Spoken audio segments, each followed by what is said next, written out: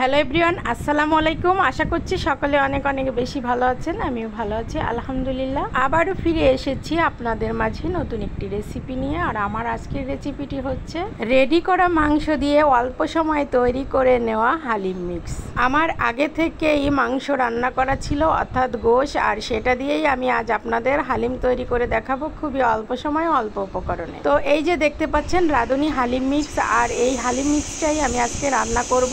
আর Halim mix রান্না করতে কিন্তু কোনো রেসিপি দেখার প্রয়োজন নেই, কারণ এই যে এখানে সব কিছুই লেখা আছে কিভাবে রান্না করতে হবে, খুবই সহজভাবে করে নেওয়া যায়। আর এটা ফলো করলে কিন্তু যে কোনো মানুষই এরকম হালিম মিক্স রান্না করে নিতে পারবে। আমি ফুটান্ত পানি দিয়ে দিয়েছি 2 কাপের মতন, আর পানিটা অলরেডি জাল উঠতে শুরু করেছে। এখন আমি হালিম মিক্সের যে প্যাকেটটা ছিল সেটা ছিঁড়ে নিয়েছি, আর তার মাঝে 2টো প্যাকেট ছিল। তো একটা ছিল ডাউলের প্যাকেট আর একটা ছিল মশলার প্যাকেট। আমি ডাউলগুলো অলরেডি খুলে এর মাঝে দিয়ে দিচ্ছি পানির মাঝে, আর হালকা হালকা করে দিতে হবে এবং নাড়াচাড়া করে নিতে হবে, কারণ এটা কিন্তু অবশ্যই দলাট বেঁধে যায়। এই জন্য আমি খুব ভালো করে নাড়াচাড়া করে দলাটটা ভেঙে দিচ্ছি, যাতে করে সহজভাবে এটা মিশে যায়। আর এভাবে আমি 15 মিনিটের মতন রেখে দিচ্ছি। এবারে চলে এসেছি চুলায়, আর চুলায় একটা প্যান বসিয়ে দিয়ে সয়াবিন তেল দিয়েছি 2 টেবিল চামচ। এখানে আমি 2টা পেঁয়াজ কুচি দিয়েছি, একটা পেঁয়াজের বেরেস্তা করে নিব। তো কালারটা আসতে শুরু করেছে, আর যে পর্যায়ে বাদামি কালারটা এসেছে খুব ভালো করে, তখনই আমি এই বেরেস্তাগুলো তুলে নিচ্ছি।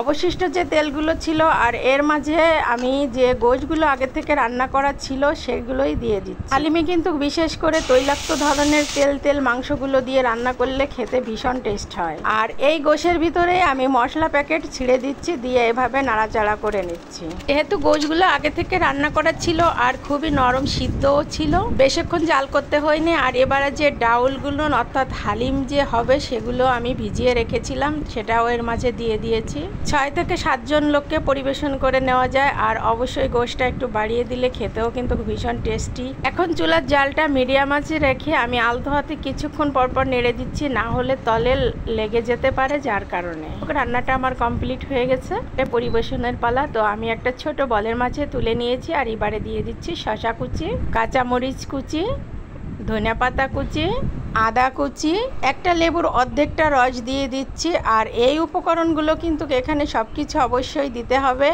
সর্বশেষে আমি এখানে দিয়ে দিচ্ছি পেঁয়াজের যে বেরেস্তাটা রেখেছিলাম সেই বেরেস্তা। তো হালিম মিক্স রান্না করা কিন্তু আমার অলরেডি কমপ্লিট হয়ে গেছে, আর দেখতেই পাচ্ছেন কতটা ইয়ামি মজাদার ছিল। আসলে তো আমরা বাসায় সব সময় মাংস রান্না করে থাকি, আর এই রান্না করা মাংস দিয়ে এভাবে তৈরি করে খেয়ে দেখেন কতটা মজা হয়, আর আমাকে কমেন্ট সেকশনে জানাবেন। রেসিপি ভালো লেগে থাকলে অবশ্যই চ্যানেলটি সাবস্ক্রাইব করে পাশে থাকবেন। আপনারা সকলে ভালো থাকুন, সুস্থ থাকুন, এই কামনা করে বিদায় নিচ্ছি। আসসালামু আলাইকুম।